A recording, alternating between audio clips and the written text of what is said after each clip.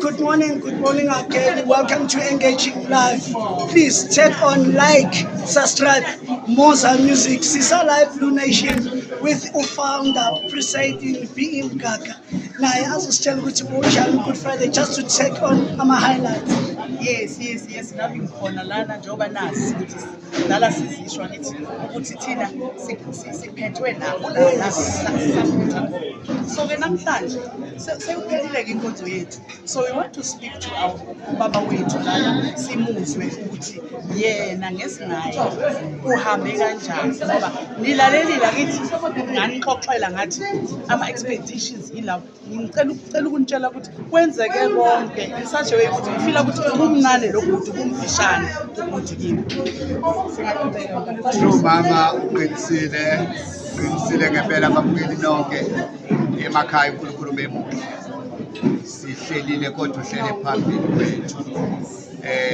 Kubile nezinto eziphazamisayo here and there. uNkulunkulu emuhle uyalenza icebo lakhe lokuthi labo abamoya wabo ushisekela ukuba sendlini yakhe uzothokozela lezi nsuku zokuhlekwa bakwazi ukuphumelela bafike abazalwane bafikile ngobuningi babo.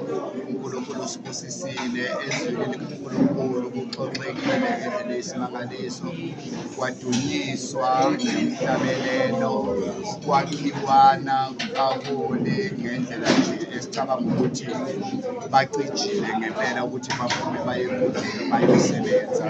Kwenziwe konke bangcwele ekugcineni konke sayifeza inkonzo yokucelebrate ukuvuka kwakhe ngoba yiyona the foundation of our belief as Christians ukuthi lo owafa waphinde wavuka wayoba ulingo ulinde thina ukuthi mhla ebuya kude sibuze siyohlangana naye. Thina-ke singabakholwayo kuyaye bathi uma behlabelela bathi ithemba labasindisiwe liwukuthi eyabo indlela igcine kufike kodwa siya ubaba uNkulunkulu sibuye kwisizweni lethu emhlabeni asigcine khona siyophila engunaphakade. So we thank everyone obekade engaged emkhulekweni ukuthi wonke amabandla ey'ndaweni zonke aphephe and celebrate this fundamental day uNkulunkulu asibekele yona bazalwane. Siyabonga kakhulu.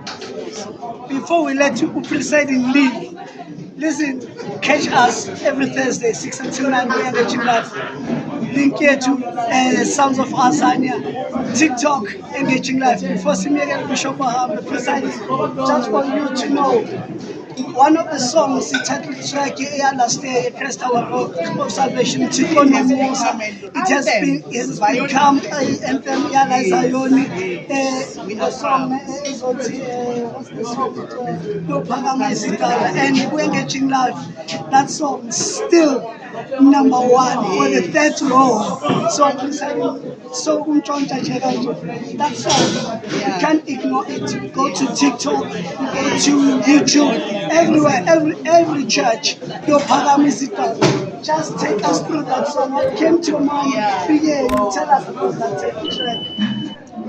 No, the easy part into ethi mhlabelelo iyawuthinta umoya wami.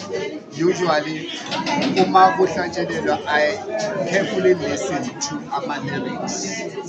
Yeah, then if I understand the message then I go with the song. The message engisuke ngiyithola lapho then I just get into worshiping God ngaleyo ndlela leyo. So nje solokhu nami ngaba from ekhaya endala kuze kube manje ngaba naleyo nto ukuthi mangabe singena ekuhlabeleleni isikhonzo uNkulunkulu we're not doing it for ourselves. Sithole udumo.